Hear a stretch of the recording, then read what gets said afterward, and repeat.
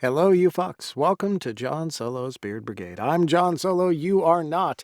Today is the big show. Whoop, whoop, whoop. It's Monday. I've really been looking forward to this one. All right. So, first, what we're working on right now. What are we working on? We're working on Riley Hart right now, which is fantastic. A Million Little Moments, I believe it's called. It's book 2 in the Inevitable series, and it's really freaking good. So we're working on that. We're going into more dragons next. We've got Minerva Howl, I believe. So dragons, growly, low voices, all that shit. Of course, Rambling Grambling coming up on Thursday. We're doing that too. So anyways, nice to see y'all. Hi, how are you? The guest I've got on today, I've been looking forward to this because I last saw him at GRL. I finally got to meet him in person. And, the fun ensued. I'm just going to bring him on here. Michael Ferraiuolo. Did I say it right? Come on. Did I? Always. You read for a living. Of course you said that. Yeah, of course. Ferraiuolo.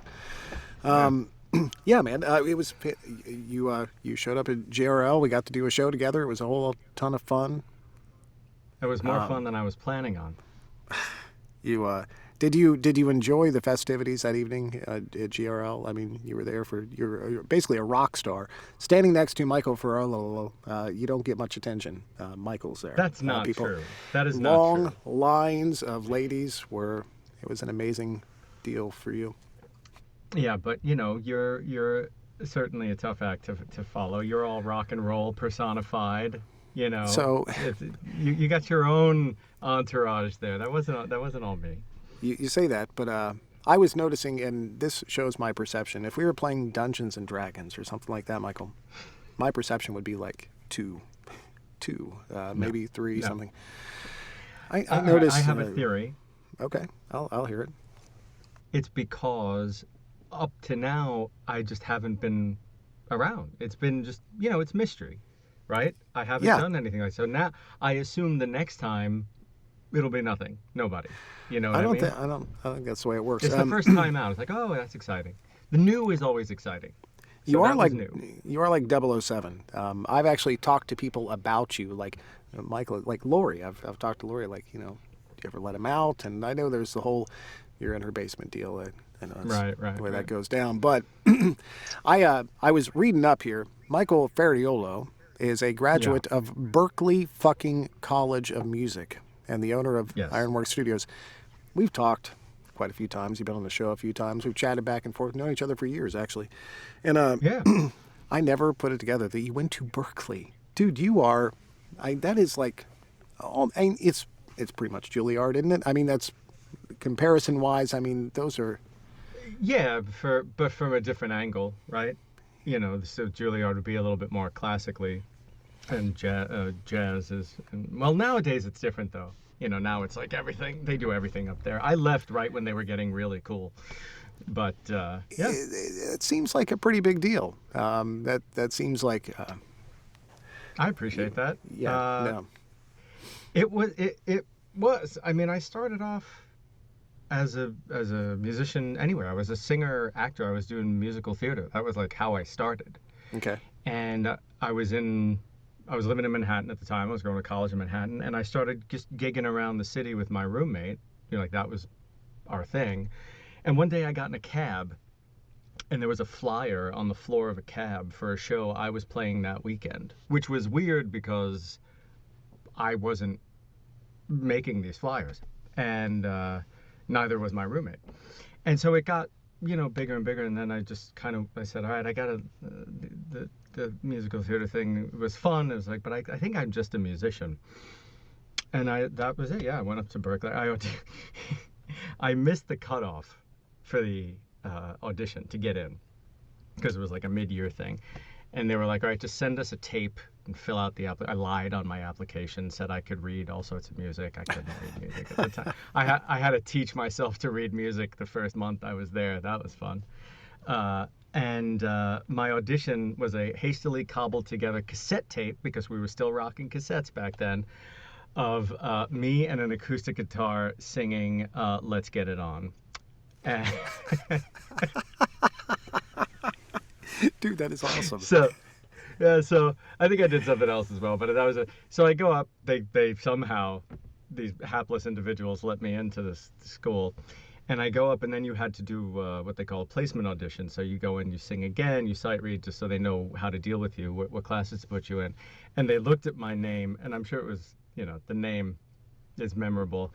And the two women in the room, they went, "You're the Let's Get It On kid." And I went, "Yep, that's me." Well, of course, that's how they know you. I mean, that makes Sure. perfect sense. That's it, yeah. So Um, yeah, that was it. well, how does it even work? I mean, look, I was into music when I was a kid. No one ever showed up at my school in Columbus, Ohio, and said, "Hey, would you like to go to Berkeley?" How does one even Yeah. get into that train of thought? I mean, do people scout you out? Do you scout it out? Do you decide you want to apply? How does that work?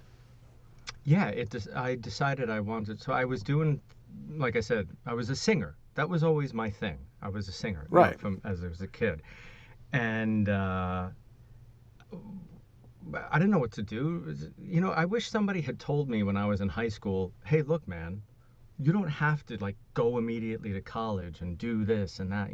There's that like very dangerous equation that exists in America that's 4 years of high school plus 4 years of college equals gainful employment, and any deviation from this Yeah. equation means you will die penniless and alone. And so I was like, all right, I guess I'll go to college. What could I do? Singing. I'll go in for theater. I was acting. I was doing all that. And then I had a friend who was from Boston, and this kid had talent coming out of every pore of his body, and he was going there. And for the first like 2 years of college, we were just chatting, and I was getting more and more done with what I was doing in Manhattan, and wanted to just pursue music because I felt that was really what it was. And he was like, "Why don't you apply? Like, you'll get in based on your talent. I don't know about the rest of it, but like talent wise, you could hack it." And Mhm. at the time, they were less. It really was this kind of. It's like the story of my life. It's like I do have some sort of clover encrusted horseshoe lodged in my colon, because I'm very lucky. They had just started, like, okay, we're paying a lot more attention to grades and extracurriculars and stuff. At the time, it was still like, just be really good and you can get in. And that was it. I got in. That's freaking. I mean, I've been fascinated by it since seeing it on your page. I was like, oh my god, he went Hmm. to a real. I was just a fucking hack rocker.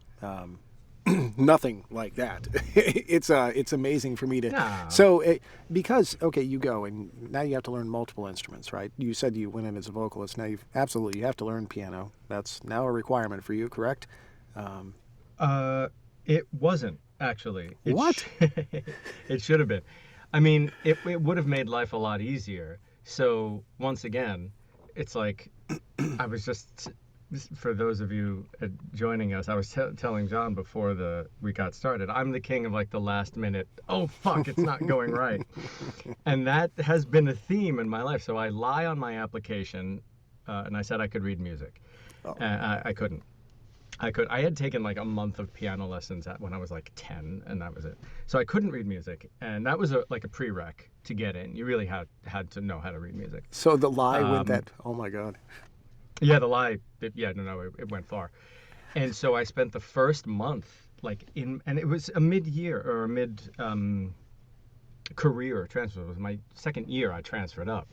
So I wasn't like a freshman like looking to make friends. I was really there for a reason. And so I spent the first month like locked in my room every night, not making friends, not going out, just like teaching myself how do I read music. And I fumbled my way through it and got through it, and then sight reading, that wasn't working. And the piano thing, yeah. So you had to specialize in an instrument. Mine was voice. Had I learned piano, it would have made life easier. But so then I get out of college, and then I was coaching singers. My first music studio that I owned, I was coaching vocalists, and then I had to teach myself how to play the piano, because it's very difficult to teach a singer with a guitar. I could play guitar already, good enough for rock and roll, rhythm, whatever. And but then I was like, shit, this is not going to work. And I fell back on all the stuff I learned in school, which was just basic theory, you know, how do I build chords? And it turns out I'm a much better piano player than I am a guitarist. And so, because it's literally in black and white, it's like, okay, here it is. This is how it Everything works. makes sense once you move to the piano. Yeah, yeah, Dude, yeah. I faked my way into being a piano instructor, and then had to learn how to. I bullshit my way in the same way, saying that I could read music and all this fun shit. And I had a Yeah. horrible rendition of I forget the piano piece. I practiced a piano piece for a week straight, this classical piece, and 2 minutes into the audition, my hands just freaking froze. You know how you play a piece like so much over and over, it's just muscle lock. Yep. Done. I It's can't play that anymore. Yep. So then I went into like this. There was a song from a rock band, Extreme. They had like this jazzy piece in the middle of this 80s hair band. They had like this piano and vocal jazz piece. So I was like, let me show you what I really do. Then I played that by rote Yeah. and sang it, and they hired me. And then I had to There you learn how to go. read music all of a sudden. So Yeah. But that's the thing, and that's a language, right? Like any other. If you don't oh yeah. continue speaking it, you forget it. They might as well be Chinese characters to me now. Well, in my day-to-day life, I never use sight reading music anymore at all. I mean, Yeah. never. And I still play a little bit of Exactly. music. You're playing Yeah. a lot more than me, though. So you're still using that degree, and you're producing music for Yes. Yeah. commercials, rock I still stars. do. Not rock stars anymore. So when the studio morphed. I get out of college. I'm apprenticing for a celebrity vocal coach. Her name is Carrie Cole. You can find her. And yada yada. I wind up opening my own joint with some people I met working for her. And then I got to work with some people, which was really interesting. I'm older now, so I'm not the inveterate name dropper that I used to be. 29, I'm not. motherfucker. 29. I, that's I'm okay. Yeah. I'm seeing this. I've got you up on Tantor. Everybody should look this up. Okay. Tantor.com. Michael Ferraiuolo. Hey, good luck That's spelling the name, old, but but okay. I oh don't my know what it goodness, says. the picture of it is you at like 19. I don't know, 20. I mean, you are. 12. It's a very young Michael Ferraiuolo. It's you got like this. You're like a Fuck 'em. 12-year-old little schoolboy. It's all. I bet you wore schoolboy pants Fine. under there. We'll Anyways. leave it. That's fine. Sorry, please. Nobody I didn't needs mean to see what's interrupt. happening. Please go ahead. Tantor's site is now going to be flooded. That's actually. I'll leave Tantor alone. But so yeah, I start doing that, and then I get to work with some names, and I'm doing a lot of studio gigs, and I'm writing for other people, and I first got to start writing for TV a little bit. So I don't know if there was a show, Rescue Me. It was a Dennis Leary Really? show about firemen. I didn't know Yeah, that. so in walks to my studio one day one of the actors from the show, and I didn't know him. I didn't watch the show at the time.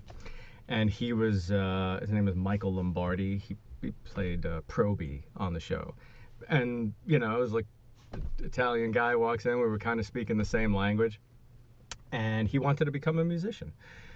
So we start working together, and that relationship turns into, hey, do you want to help me write this thing? And then we write an album together. I did all the music, he did all the lyrics, and then they record it, and then Dennis Leary gets wind of it, and then he works it into the show. Dude, that's awesome. So yeah, it was a very funny time in my life. And the funniest part of that, though, was like being on the periphery of this world, right? Like not really in it.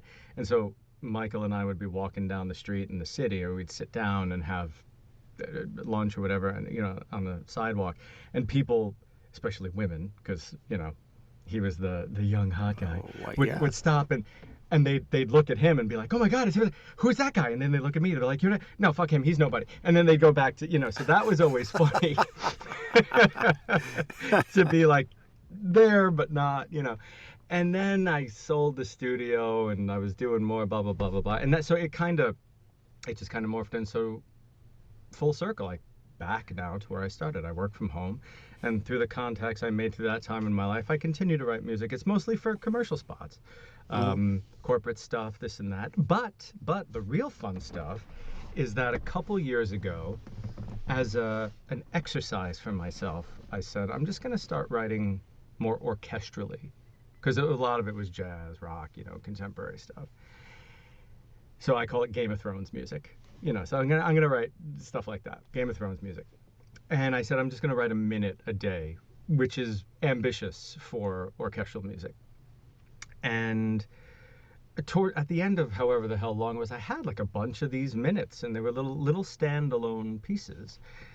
And I pitched it to one of my authors. I said, "Hey, do you want some music?" Because I was listening to, I forget what it was. It wasn't an audio book, but it was like an audio drama, and they had music, or at least just title credits, right? The title music. And I said, "Do you want? I think it would enhance it. I don't know." And they bit, and so now I write a lot of music for audiobook productions, which I love because it's like a theme song every time you get to write your own uh, little soundtrack to these audiobooks. That is awesome, man. And Yeah, it's fun.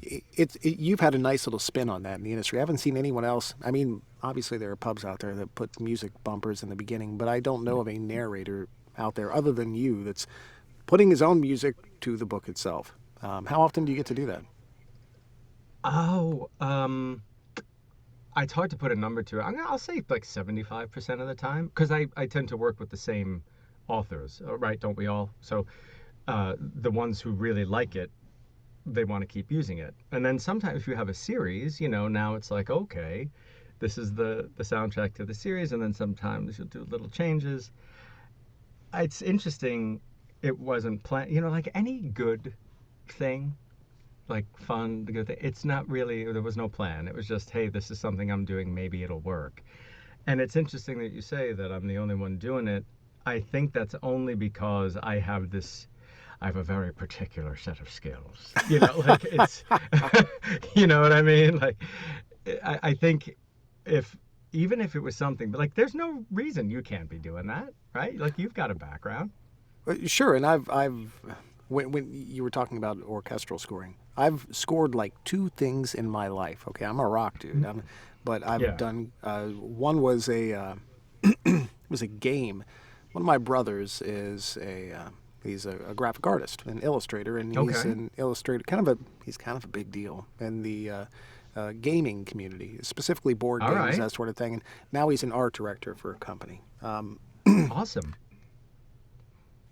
I lost my train of thought completely in there, Michael. Somewhere there was a point, I can and tell you. I So I was saying there's no reason that somebody else can't be doing music like this. You said you're yeah. doing So rock. thank Your you brother, so you much. did some games. Your I brother. appreciate it. So Well, they're doing I'm a invested. I want to hear this. Yeah. well, no. So they did a Kickstarter for one of the games they're putting out, and they needed not only an app Nice. made, which I did all the sound effects for the app game and all that fun shit. I also did a theme for the Kickstarter and then the game itself, and it was a bitch. Can It you took me. say? Is it? Can you say what it is? You I don't I want to. You don't I want to. for It's okay. You I tell me later. it's been years. I can't fucking remember the name of it. But Okay. my point is something that takes you. I will score a minute a day, dude. It was like 2 weeks worth of work for a minute and a half Yeah. score at the time. That's a lot. It's a lot. Maybe if I did it every day, I could get faster at it. But dude, that's absolutely Yeah. incredible. That's a skill that I do not have like you do, sir. So Yeah. congratulations. And Well, yes, thank you. Thank you. And but like anything else, right? Like there's always somebody doing it better than you. I mean, I remember at the time when I had the studio, and I was doing a lot. I was spread very thin towards the end of that time period. I was coaching, I was performing live in the city, I was studio recording, I was teaching a vocal performance masterclass at LaGuardia College. Like I was all over the place. I had two business partners. They left. I had all these other people coming in. Like it was, and I started like everything else in the music industry. And you'll know what I'm talking about.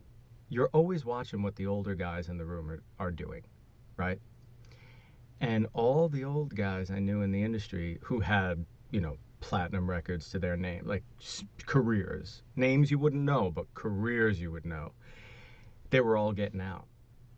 And it was a time period where you were starting to see big quad studios, Times Square, 4 floors in Times Square. Suddenly that was, you know, paring down. Now it's half a suite. Now and you get a kid. The point I'm making is suddenly a kid with a MacBook could come along and blow you out of the water. It's In, it's it took me a day, it took him at 20 minutes, yeah.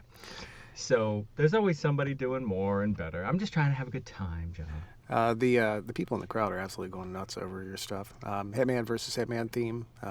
They're all talking about these in the crowd. You're gonna have to catch up Yeah, to them and yeah, I see. love that one. Apparently, been some really good ones. Plus, Yeah, I should put them together. it's killer that you get to. I rarely get to. I just got in the studio and wrote maybe a minute and a half riff, chorus kind of deal recently. It's the first Yeah. I've gotten to play music in, I don't know, 6 months, something like that. Yeah. I sit around and play acoustic sometimes. You're getting to do this on every. You figured out a way to like. I'm getting hired to do a project. I'll weave it right in there. It's gorgeous. Well, okay, so, thank you, but there's a thing to that. So, a couple. One, it's not every day. I don't get to sit at the piano as much as I would enjoy to. But two, it's like, oh fuck, who was saying it? Oh, Jason Alexander put it perfectly. I don't remember when this was, but I saw it the other day and I was like, yes, exactly. The to Seinfeld that dude, point. Jason Alexander. Yeah. Yeah, George from Seinfeld. And he was talking about like the most dissatisfied actors he knows or knew at the time when he was saying are those who are waiting around for people to give them the gig. And he goes, in this day, this world that we live in now, you've got to make the gig. And that's where you're seeing people writing material for themselves. Like the audition process is not working for them anymore. So now, okay, I'm going to write a TV show for myself to star, et cetera, et cetera. It was kind of that. It was like, I want to do more of this. I don't know how I'm going to do it.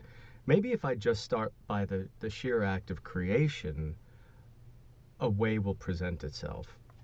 And it did. Dude. I tried. That's very play to shrimp. That's very it's a choose your own adventure, create your own destiny kind of shit right happening there. It's fucking awesome. We have to. Yeah, we have to. Well, so in the same light, because you've been a man that's kind of created your own adventure the entire way here, you Yeah. got into narrating much the same way, right? Yeah, that was weird. I don't know if I like how you say You it was heard. weird there. That I feel like something kinky's coming up.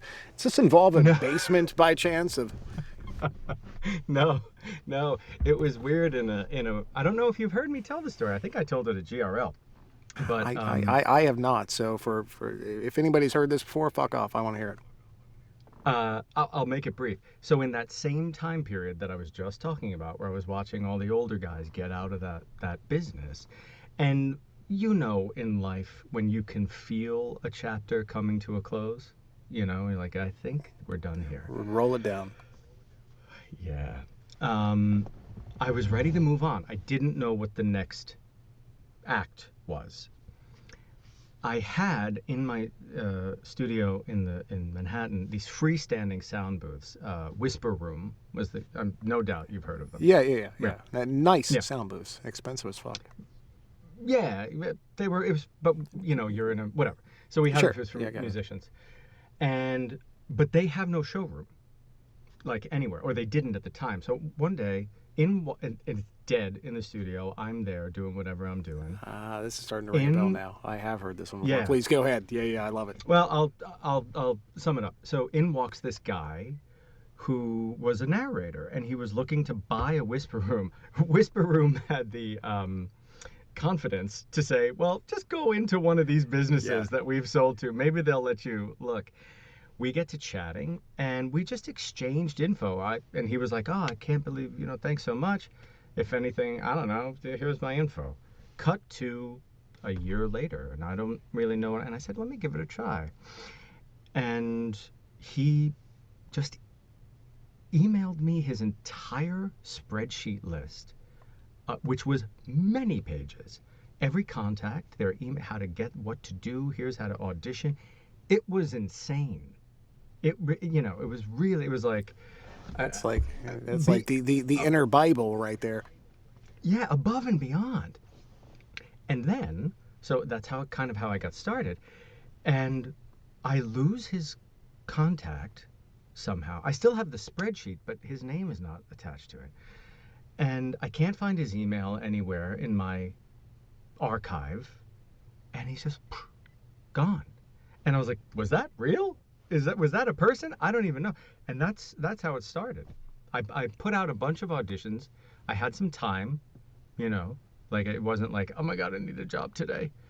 And I put out some auditions, and I would like to go back to those original people and say, let me redo your audiobook now, because it was, year one me is not so great. But yeah, and that's it. And here we are, like It's nine amazing how years we later. all fall into it. There's all the narrators I've had on the show, dude, and no one has there are similarities, but no one has the same story by any means. We all accidentally. There are very Yeah. few of us that I've met so far that actually set out intentionally to become what we are. Yeah. Yeah. It's Yeah. kind of funny the way it plays Well, out. especially this the MM genre, right? I Yeah, had precisely. no Yeah, like I had no direct line to this is what I said. I'm going to try this in general. I was working with some independents, and then I think it was Dream Spinner Press reached out to me. Maybe it was them or somebody else, and they just offered me a book, and the money was good, and I was just like, sure.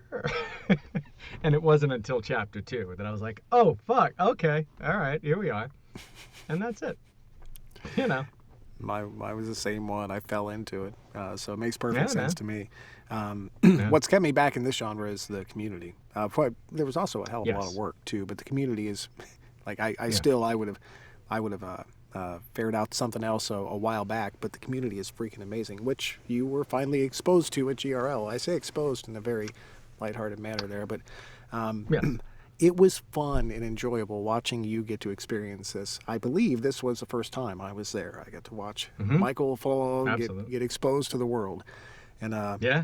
you were very popular. It was a riot to watch you, and it's like you little. I have an entourage of these things, but I mean you had Yes. your own like they didn't even plan ahead. They were just like it was. I've seen the Beatles. It was kind of like that, you know. It's kind of like screaming, girl, and arms up in the air, and it was fantastic. So Well, I think you're overstating it, but no, you nailed it on the head. It's, I don't know how long I was doing it, but Lori was the one to be like, you really should come on Facebook. And I had a Facebook. I had deleted my Facebook account long before that. And I was like, I'm fucking done with Facebook, all that yeah, stuff. yeah, And it was a while of kicking and screaming. And she was like, no, you don't understand. You have a fan group. And I was incredulous and really dubious. And so I poked around and I looked and I said, holy shit, look at this. And I popped my head up out of there. And that's the thing. The people, I say it all the time, and I think my epitaph will be, I hope this doesn't sound disingenuous.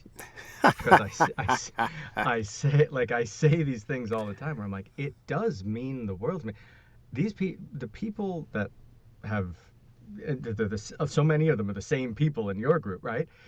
The most lovely, genuine, enthusiastic, funny, interesting people. It's really is the reason that, like you said, that we stick around. yeah, yeah. I've met a lot of my good friends through here. You ever make the mistake of telling your group that you really like cookies? You ever make that mistake by chance? That mistake I have. I've made the mistake of telling them things I don't like, and that's worse. Dude, just make. So we were at the GRL deal, and we were at the dance on Saturday. So you'd already gone, I do believe. Yeah. And Yeah. we're at the Yeah. dance, and one of my friends brings up like 2 boxes of cheesecake cookie delight things. I don't know what just sugar all over the place. It happens to me Yeah. constantly. They send it to me in the PO box and stuff, and it's a wonderful thing. If you want, That's great.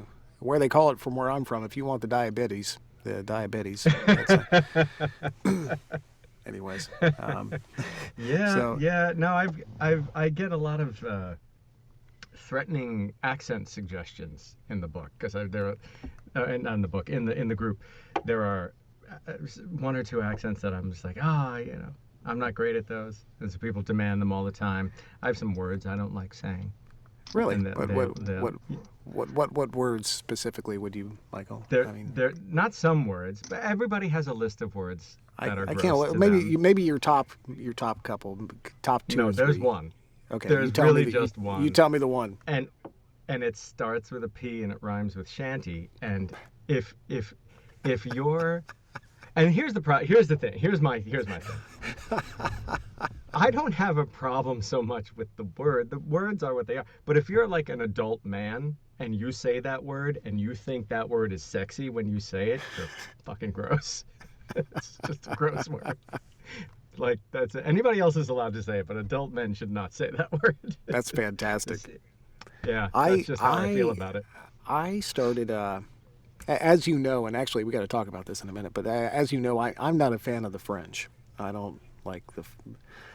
I mean, if somebody's from France, whatever, cool. I'm not saying this about This you. is I'm just news. saying I didn't know right, that. And I'm not French, so go on. the French language fucking sucks in my opinion, and Oh the yeah, yeah, accents are just not something that I can't do it. I can do some yeah, accents. I'm not the accent guy. I can do some.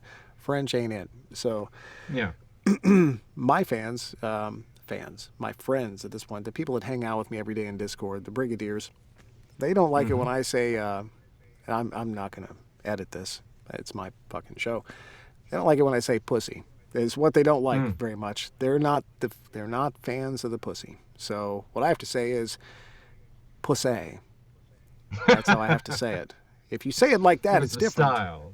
Yeah, if you say it with Exactly. some jive. Pussy. Yeah, yeah, And that's yeah. because it kind of sounds French. So I think that you got to take over a series that I had started, and I'm not. I did. Yeah. So tell me about this because you got to take over the French, which, by the way, thank you. Can I say thank you for that? Thank you You that I don't can. have to do it. You're welcome. I didn't know at the time that it was a series you had worked on, and it's. I don't even know if it's a thing. I need to apologize. I'm very blinders on and head forward. Like I'm always just like Yeah, working. you're a working I'm guy, working man. a lot. You know, I work a lot, and so I tend not to pay attention to a lot of other things.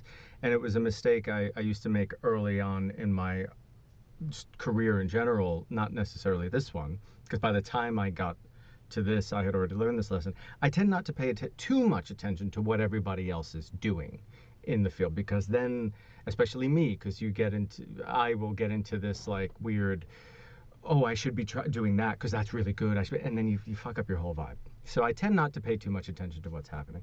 So I started doing this was a double play is Hmm. this installment in this series. I forget the name of the series itself. E.M. Lindsay. Yeah, it's And hit and run, I believe, is the name of the series. Hit and Run. Hit and Yeah, run. the Yep. hit and Run series. Thank you. Thank you. Because I'm terrible.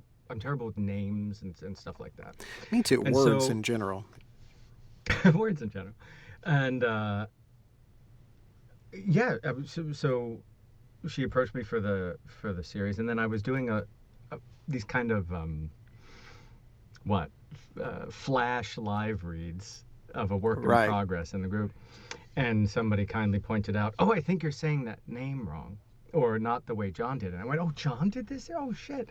And that was how I kind of came onto it, and they made me feel better when they said you don't love doing the French. So I was like, oh, good, because I got a little sweaty because I was like, oh, I don't No, want to no, take no, something that no, John no. was doing, Trust me, we're good 1,000 times over. I can't think of anyone that I'd rather have. I mean, you're fucking fantastic. It was kind of Yeah, like, oh well, yeah, yeah, Michael. yeah, But the French, no, fuck that. One of the disclaimers I make to most of my clients early on, in some way, shape, or form, is if I have to do French, I'm charging you double. I'm just not. I'm not a fan, but yeah, Trace saw this. My lovely TNA, yes, she saw this go down, yes. and thank goodness, and it couldn't have gone to a better person. And I'm kind of excited about the prospect of you actually handling the French as opposed to me. So, thank you Well, for it that. should. Is it out? Yeah, it should be out already. No, I'm not sure. Somebody in the crowd will I'll tell look. us, I'm sure. Yeah, somebody I would look right now, but my French a lot, and I know you've heard me say this because I certainly said it at GRL. I'm always like living in fear, like they're gonna catch on to me one day. Like somebody's gonna be like, that's not how that sounds. Because I'm like, my French is like slightly less than Pepe Le Pew as far as I'm concerned. Well, Like Zach, it's not great. Declan Winters is in the crowd, Zach, and he just said, Yeah. he Hell, said, hey, Declan. yeah, he just said, I used to be fluent, like 60% of my French these days. Fucking fluent French? Jesus Christ, you guys are Yeah. making me look horrible. Yeah. Well, the two of I us, can't, I'm, I can't. you know. Every word, it's worse than Pepe Le Pew. I don't believe you, by the way. I've heard that your French Oh, accent is well. stellar, so Well, thank you. Whoever said that, thank you for the yeah. sweet lies. We all have to pay some of them out there. Oh yeah. It couldn't go to a better person. Plus, that author is absolutely amazing. Ian Lindsay is really good. I've enjoyed working with Yeah, like them, I believe. really good. Yeah, really good. Really good. I enjoyed the hell out of that book.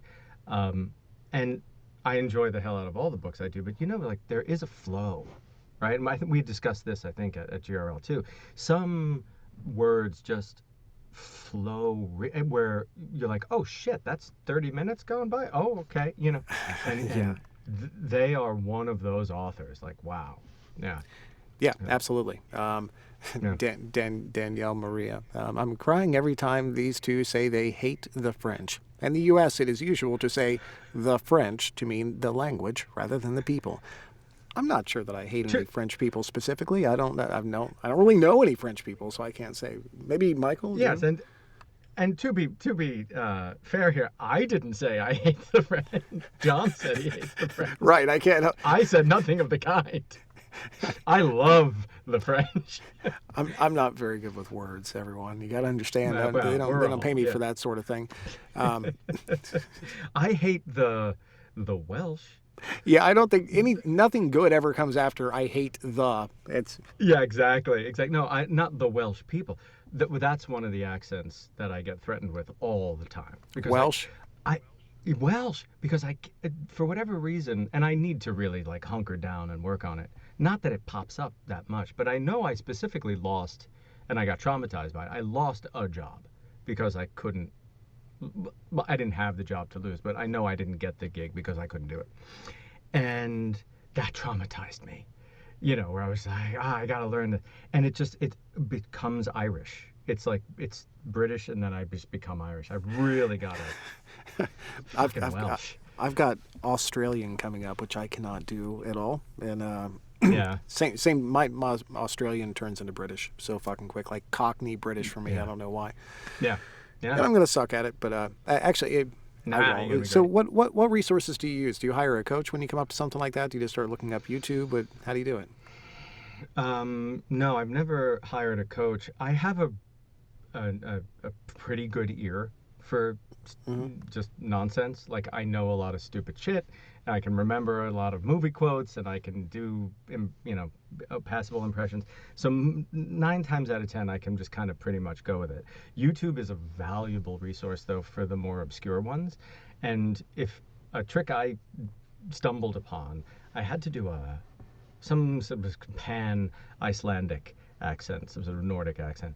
And I just found like Norwegian Parliament videos, whatever the hell it was. And but I'm telling you, because then I started seeking these types of things out and watch a Parliament video or whatever the Every time you say country that, is. what I think of is P-Funk. So Yeah, yeah. Find George Clinton and just you'll be all right. But the it's great because it's uninterrupted, very quiet, very paced, and you get a gamut of the accent because it's people from all around the country, right? So you're getting some dialect, and sometimes they're very measured, and then sometimes they get very excited, and so it's really a master class. If that country doesn't have a parliament or some sort of C-SPAN for their own, I don't know what to do, but more often than not, there's like you put in like something accent challenge, and you'll find somebody. Yeah. oh yeah, there's a bunch of resources out there. Yeah. There's like a fluid rhythm to some of the accents that I've fallen into a lot easier than others. There's some I do that are decent. I'll fall into Russian, something like that, where it's Yeah. just the patter of it, the feel of it, the rhythm, the musicality of it. I think you would say Yeah. just makes Absolutely. sense. Do you find what are the ones that you fall into just boom easy? You don't even need your catchphrase for it. British and Scottish. Those are the ones that I just sink. It's a lukewarm bath. Just those are the easiest. You Nice. know, it's Everything else, yeah, you need the cat, you need the what do they call it? You need the seed phrase, something like that. Where and they're all different. Um, and some of them are just. Do you have like Yeah, I long do. phrases or? Well, for one, I use there's this website. It's the Rainbow. There's a rainbow phrase that I record for each of my characters. But that being said, I keep on thinking of Irish.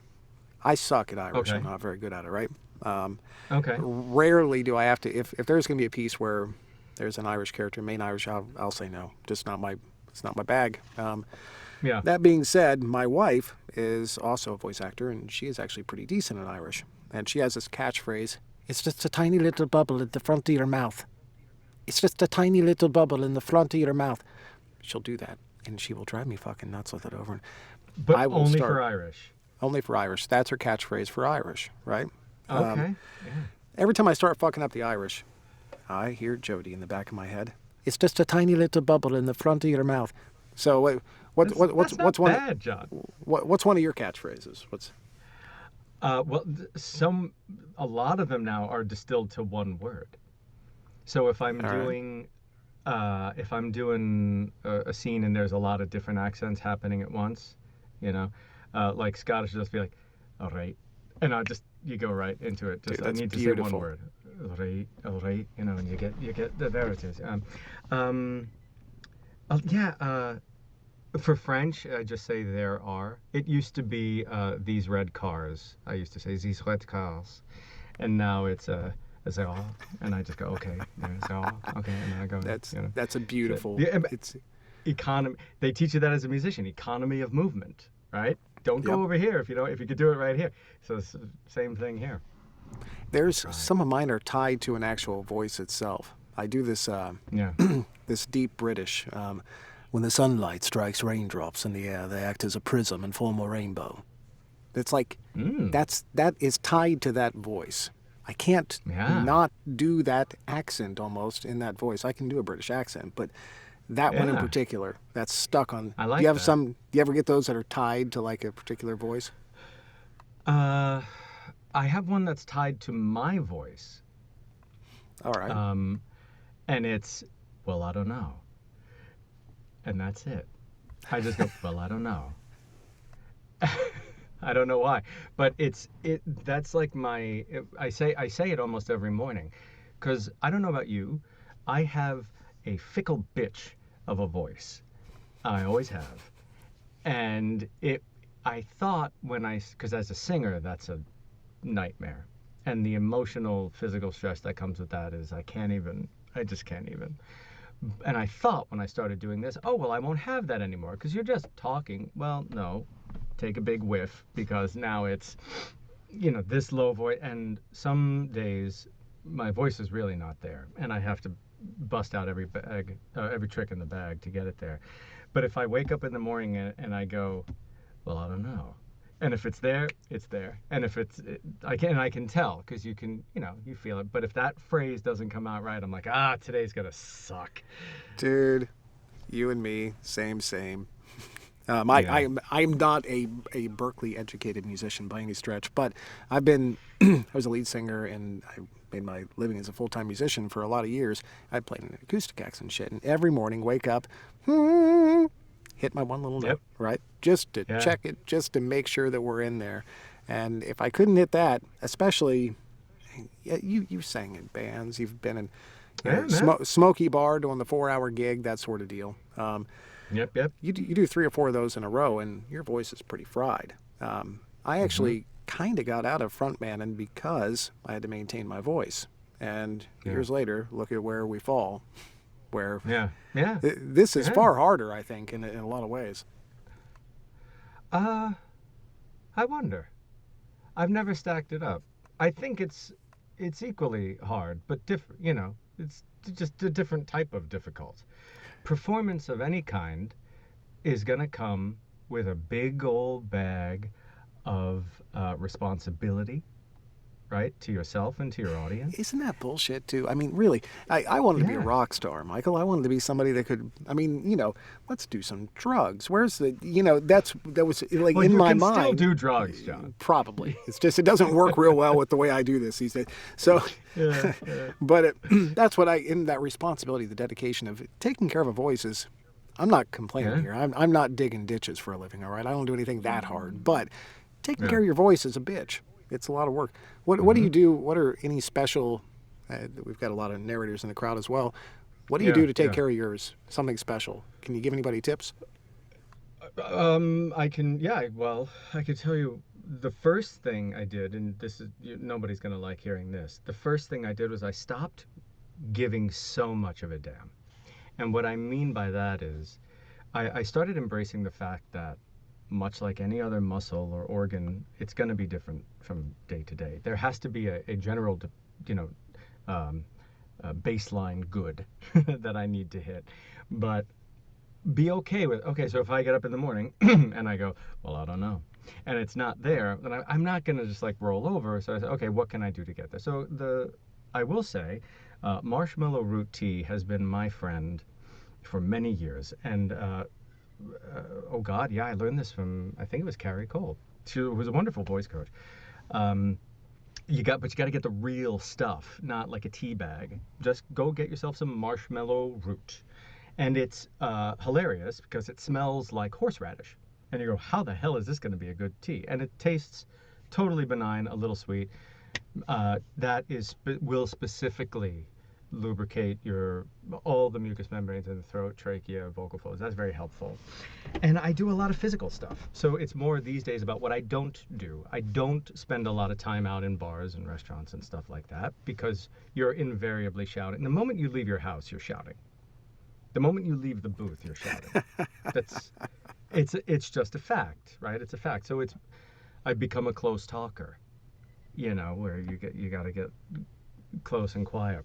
So it's more about those things that I won't do. As a singer, I used to have a 48-hour rule before performance, and it was nuts. It was like no dairy, no caffeine, no, like a lot of stuff. Because it was about so many other things, what's going on in my sinuses. Now, if I'm like scratchy in the throat, I'm like, great, okay, what are we doing today? Because I get all the villain work done today, stuff like that. So, and you're different. You're different.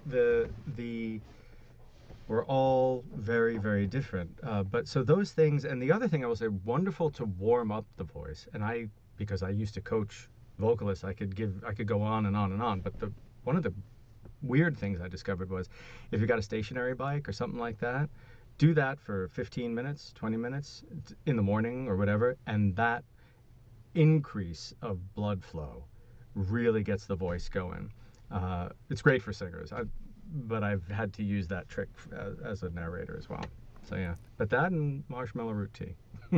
The marshmallow root tea, it's one that I haven't, I've done throat coat tea for years. I've not heard of Yeah, the throat coat's marshmallow good. root. Is it the same concept, the coating? You know, if you check the ingredients of throat coat, it's probably in there. I may be wrong, but marshmallow root might be in there.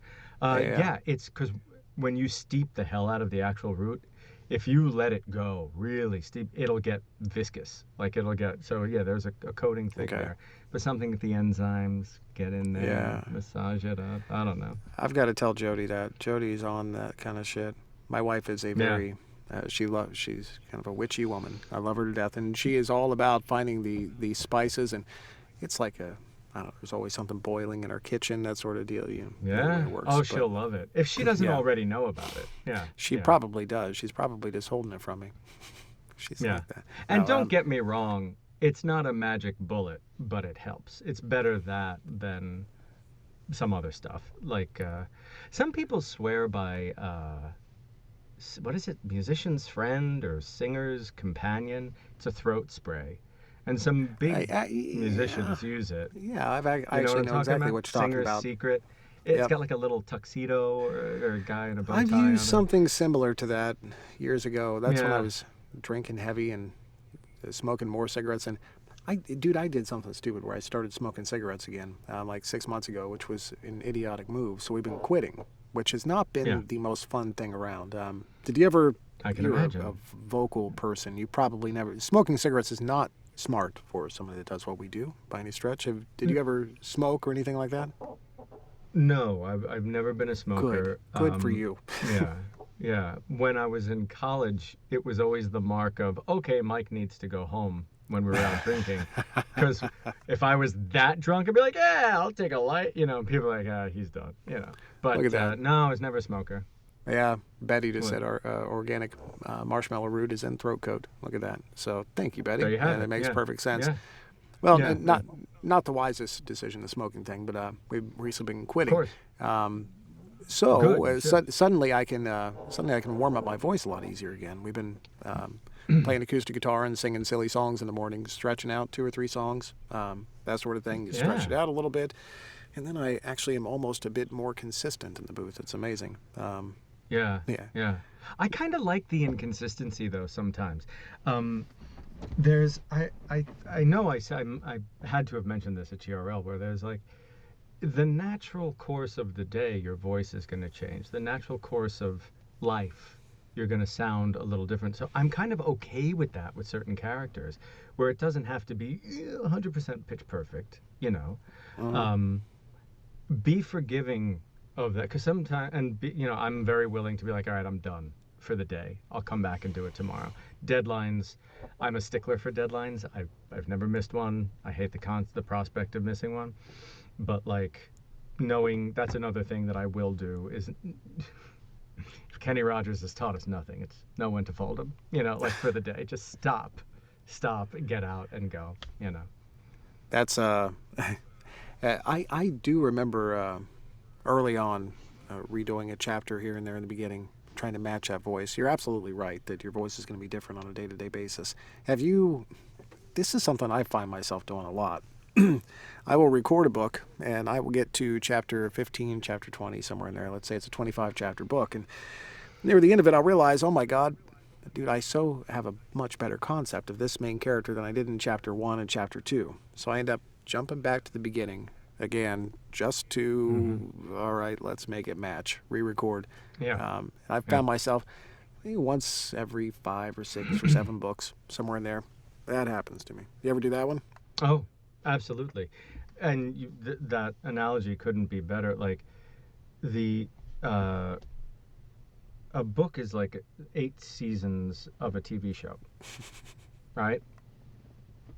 And so you're at the end and you're like, I get this person so much better. Your cadence is better. Your tone is everything is better. So yeah, there are moments though. So yes, I have done that. More often than not, though, I'm kind of cool with leaving it as long as it's not a drastic difference, because that's the arc, right? Hopefully the character's different, and so it's a kind of appropriate for the voice to be a little, maybe not different, but a little bit more dialed in, a more definitive version of who they are. I That could just be bullshit that I'm telling myself to I no avoid no having no. to go back. But I've used the same exact justification, dude. And in the moment, it was actually right. It was correct. But there is yeah, times when it yeah, isn't too. There's times where you're just like, of man, course. no. That's just, Oh um, yeah. I just I've dumped just whole chapters. yeah. I just You did know. one recently. That's the Yeah, way it, yeah. that's the way it But now works. Now we don't have to worry about that though anymore, John, because now AI is going to do all the I forgot narration. about the AI. That's yeah. I just saw this from 3 days ago. Apparently, Ars Technica did a little short article about how Apple now is so conveniently letting AI do all the narration. Uh, so they'll be consistent as hell, and that'll be Yeah. fine. I I don't know. I've I've never. I saw a lot of people complaining about this when I was spending some time like in the Indie ACX forums and a few others. And this has been a little while ago. And Yeah. I've always questioned like, do you feel challenged by the myself? I'm like, I'm not competing with AI. It's a different No, product entirely. I'm not. I don't care. Um, I personally, no, I don't feel threatened because I don't think that's the market they're coming for now. exactly. And I've said before, not famously, but people know I've said this before. Like, if an AI wants to narrate a book of tax code this big, go Please, for it. yours. By all means, and there are people who require that, right? I think it's great for an accessibility type of thing. That's fantastic. I do, however, think it's a slippery slope, and technology, and I hate that friggin' phrase because that's such a trite, cliche phrase, but we can't help ourselves just as people, Let's say as a like species. we can say like a well-lubed slope. Is that better for? Yes, yes. Yeah, It's a slick slope. But no, because very moist. we just can't, yes, it's a, we just can't stop. And so at some point, right, there's going to come a moment where someone, if they haven't done it already, and I see your point. You see, at that point, people like me and you, that's when we learned how to program these AI machines, and Yeah. it's just like on the next job. You Yeah. know? Yeah, absolutely. That'll be fine. But Yeah. like you said, I'm not personally threatened. There's like anything else, we see the rise in AI and art. People are doubling down on real craftsmanship, real artistry. Yeah. And I think I think we're safe as a species still from that. But it's a little icky, you know? Oh Like yeah. a little icky. Well, what's I don't know. I just saw. I can't remember the name of it. You can now have an AI system actually write a song for you, and you can program in Yeah? Oh yeah. certain. It's like Git GPT, some shit like that. I forget the name of it. Chat GPT. Yeah, Thank yeah. you. I saw it. Thank you I very saw it. much. Yeah. Yeah. Yeah.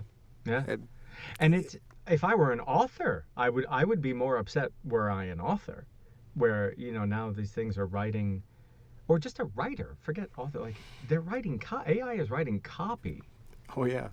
For blogs, and you're just like, oh my god, am I interacting? John, are you real? Are you an AI? I don't know. It's like I can guarantee there's you, gonna come a moment. if someone programmed something out of AI, if somebody, the kind of perfection you can get, something absolutely fucking perfect, I guarantee you it would not be this beard. It would not just. No. Come on. That's old world craftsmanship right there. That I don't even want to smoke a cigar, but I should have a cigar just with this beard at this. You're missing out. I'm telling you, dude. Well, the beard you saw at GRL is about as long as mine gets before I just get to a point where I'm like, it's got to just come off. you can't take I it. can't. Yeah. Well, it also grows. Yours is like nice. Mine grows like this side goes this way. This side Aren't you goes Italian? that. I mean, aren't you Italian? I thought you guys had like Very. bush hair, on your Yeah. face. That was kind of my impression. No, it is. It's. So I was in high school. I went to a Catholic high school that was run by the Franciscan Brothers. Those are the guys in the black habits, right? Right. And you had a uniform, a dress code. Hair can't be too long. You got to shave every day. So I'm like, I don't know, a sophomore in high school. And at the end of the day, one of the brothers, hard ass guy, was like, "You, Ferraiuolo, detention, the beard." And I was like, "No, I shaved this morning." And he was like, "Yeah, you shaved this morning." And I said, Look, I'll make you a deal." I said, "I'll see you tomorrow. First thing, I'll be clean shaven. I'll see you at the end of the day. If I don't look the same way then as I do now, I'll do double detention." So he's like, "All right, fine. I'll see you tomorrow. Get out of here." So I see him in the morning, clean. I see him at the end of the day, and he goes, "Jesus Christ." It's like Ferraiuolo, 5 o'clock shadow, and you're 12. At two, I get the 5 o'clock. So yes, yeah. that part is true. It's just the grain goes a little weird. Yeah, I But, get it entirely. You're missing out, dude. I'm telling you, yeah. it's amazing to be able to just like change your look on a day, and plus you can chew on it. There's all sorts of different things you can. Yeah, I get that little, Yeah, when you it keep- gets a little long. Yeah. You don't need floss. You can just keep things in there. So, Lovely. dude, you as always have been a fantastic guest. Thank you so much for coming on. You're welcome here anytime you want. It's my pleasure. I love catching up every time. Yeah, I know I've missed some shit in the comments, guys. I'm sorry, I just been focusing on the guests. But if you could, Michael, if you get the opportunity the next couple of days, go through those just to make sure we didn't miss anything. Sure, If, if y'all are watching this on YouTube, hit a like. And now the easy part, all you got to do is wave bye to the camera. See you guys.